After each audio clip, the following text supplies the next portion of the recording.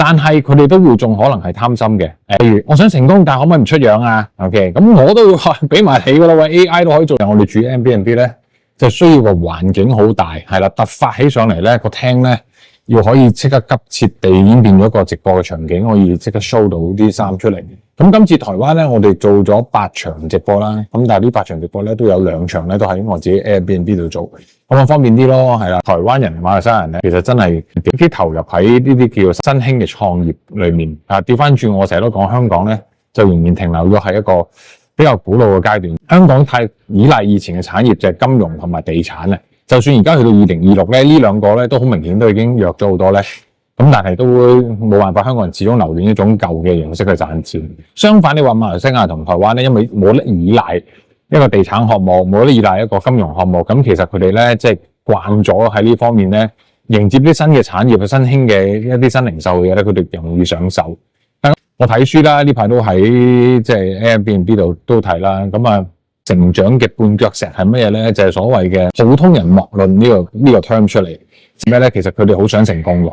係啦，但係又怕風險嘅呢樣嘢，好經常都發生喺我學生身上啦。我好想有錢，但係可唔可以即係唔使離開份工啊？其實得㗎啦。而家即係比起我哋以前年代70年代、80年代，我阿爸要創業咧，你唔離開份工都唔使知創業啦。咁而家都已經有個即係類似網店嘅形式，你又唔使離開份工，到你真係 get 得到我哋成個嘅網店個邏輯點做，你咪先離開份工咯，係咪先？即係呢樣嘢我都講過好多次喺分享會度啦。但係佢哋都會仲可能係貪心嘅。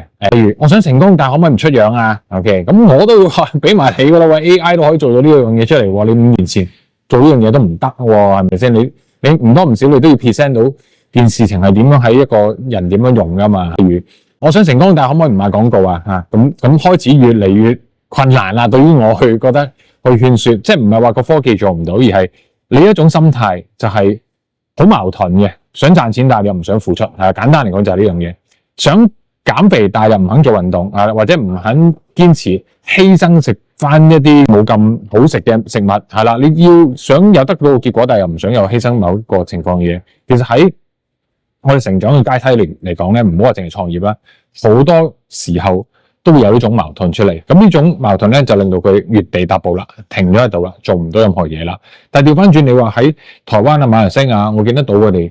因為喺呢個成長嘅過程之中咧，佢哋冇呢個 terms 喺度，好多時都好接受到自己一係就打工，一世就平平穩穩，一係就試下可唔可以用自己僅餘嘅能力去創造一個新嘅事業。佢哋所以就會好多時候咧都好拼命同我哋一齊做直播。呢樣嘢就係我點解我特別欣賞喺台灣同埋馬來西亞做直播係啦。咁呢樣嘢希望少少。